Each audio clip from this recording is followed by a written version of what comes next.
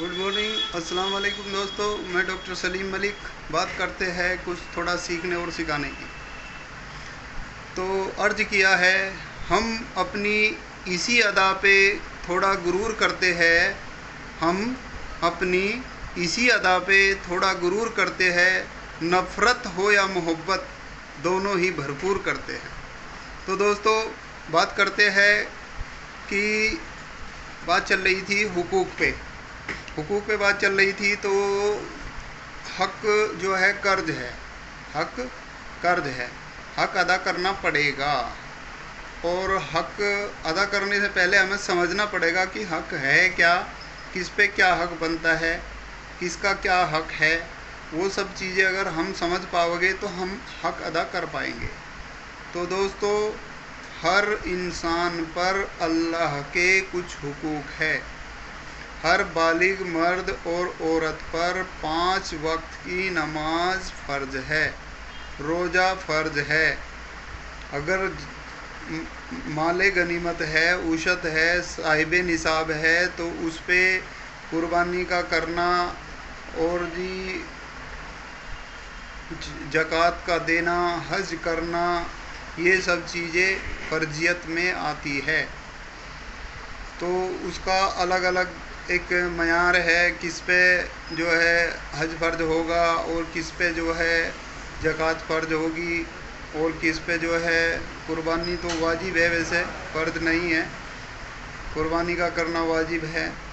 तो किस पे कुर्बानी वाजिब होगी, ये सब चीज़ें सबका अपना अपना एक मयार होता है। ये तो हो गए अल्लाह के हक़। इसी तरह हुकूकुल आबाद, यानी हम पे दुनिया वालों के हक़ जो है उसे हम समझेंगे तो अदा कर पाएंगे, और समझेंगे ही नहीं तो अदा कैसे कर पाएंगे।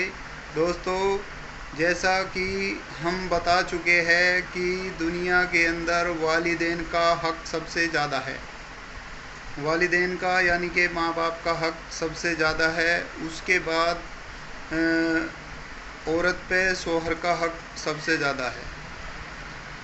उसके बाद फिर जो है ऐसे ही हर किसी पे हक़ होता है। एक पड़ोसी का पड़ोसी पे हक़ होता है, एक रिश्तेदार का रिश्तेदार पे हक़ होता है, भाई का बहन पे हक़ होता है, बहन का भाई पे हक़ होता है।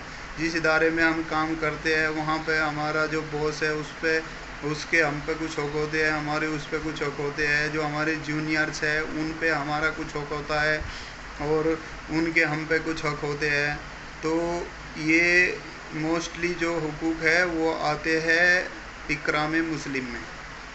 इकराम मुस्लिम का मतलब ये है कि हम एक दूसरे का इकराम करें और जो है उन्हें जिसके जो हक़ अदा करें। जैसे भाई माँ बाप के हक़ है, भाई का भी हक़ है, बहन का भी हक़ है, बच्चों का भी हक़ है, बीवी का भी हक़ है, और इसी तरह से पड़ोसी का भी हक़ है, रिश्तेदारों का हक़ है, जहाँ पे हम काम करते हैं उनका भी हक़ है। और ये अगर पालतू कोई जानवर है उसका भी हक़ है। तो इसी तरह हम हक़ को अगर समझेंगे तो अदा कर पाएंगे। हकूक़ का अदा करना बहुत ज़रूरी है। मामलात जो है हुकूक से ज़्यादा ख़राब हो रहे हैं। कोई भी आदमी कोई भी इंसान जो है हुकूक अदा करने की बजाय हक़ लेने में ज़्यादा इंटरेस्टेड है। मतलब मुझे मेरा हक़ तो मिले लेकिन मुझे किसी के हक़ अदा करने ना पड़े। किसी का मुझ पे क्या हक़ है उसकी मैं परवाह नहीं करता, लेकिन जो मेरा हक़ है वो मुझे मिलना चाहिए।